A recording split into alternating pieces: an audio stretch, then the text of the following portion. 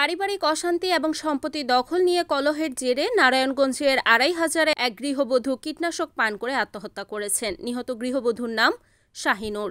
তিনি উপজেলার ২০ নন্দী ইউনিয়নের কড়াইতলা এলাকার কাশেম আলীর মেয়ে। জানা গেছে, শাহিনুরের প্রথম সংসারে ২টি সন্তান ছিল। প্রথম স্বামীকে ছেড়ে তিনি রামচন্দ্রদী এলাকার লবা মিয়াকে দ্বিতীয় বিয়ে করেন। বিয়ের পর থেকে শাহিনুর তার বাবার বাড়িতেই থাকতেন এবং স্থানীয় একটি পাওয়ার লুম কারখানায় কাজ করতেন। শাহিনুরের মালিকানাধীন তালতলা বাজারে ৫ শতক জমির ওপর একটি মার্কেট ও ৪টি দোকান ছিল। তার দ্বিতীয় স্বামী লবা মিয়া দীর্ঘদিন ধরে ওই জমি ও দোকানগুলো নিজের নামে লিখে নেওয়ার জন্য চাপ দিচ্ছিলেন।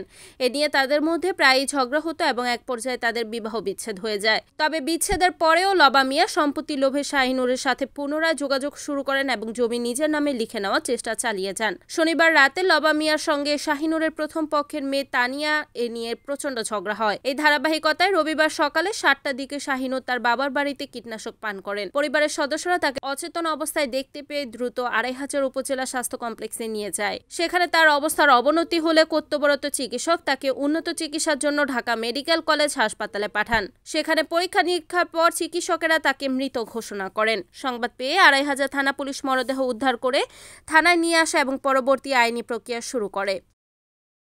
Report Habibullah Mir, NAN TV, ২৫০০, Narayanganj.